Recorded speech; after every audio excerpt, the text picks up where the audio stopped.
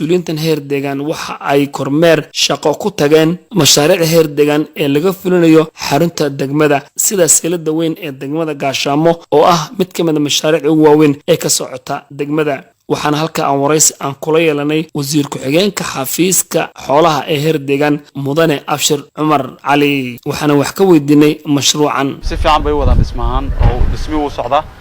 wuxuu marayaa in boqolkiiba 70 uu marayaa in yarun baa hadhay oo albaabada iyo xoogaa finishing oo badan sida rinjiga oo kale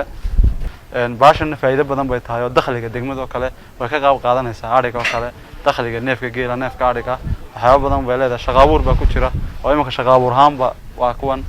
faa'iidana oo tahay oo meel waxa noqonaysaa la isugu yimaado imika geed hoostiisa bay ku iibsadaan degmaduna waa degmo aad u ballaaran oo ilaa aad u weyn oo xuduudna halkan la leh oo aad xuduudda halkan ugu dhowdahay xoolaha lagu dhoofiyo marka guud ahaan waxyaabo isbedel badan bay ka dhalinaysaa insha Allah degmada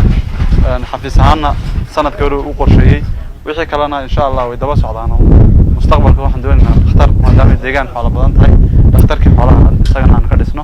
ayaa noo qorshaysan insha Allah. inta kadib ayaa waxa la soo booqday Cusbitaalka weyn oo isna laga fulinayo xarunta Dagmada Gaashaamo kaasoo ah isbitaal aad u weyn isla markaana ka kooban in ka badan 120 qol. waxaana markii dambe la booqday Dugsiga Saree oo isna laga fulinayo xaruntan Dagmada Gaashaamo kaasoo ah dugsiga ugu horeeyay ay yeelato Dagmada Gaashaamo dhammaan mashaariicdan oo ah mashaariic heer deegaan ay ka fulinayso Dagmada Gaashaamo. kormeerkan ayaa waxa uu qayb ka yahay kormeer ay masuuliyiintan heer deegaan ay ku gaala bixinayaan degmooyinka gobolka Ajarar taasoo lagu kurgalayo dhinacyada horumarka nabadgelyada iyo waliba ka qaybgalka bulshada ee arrimaha bulshada. Axmed Kaabe SRTV Dagmada Gaashaamo ee gobolka Jarar.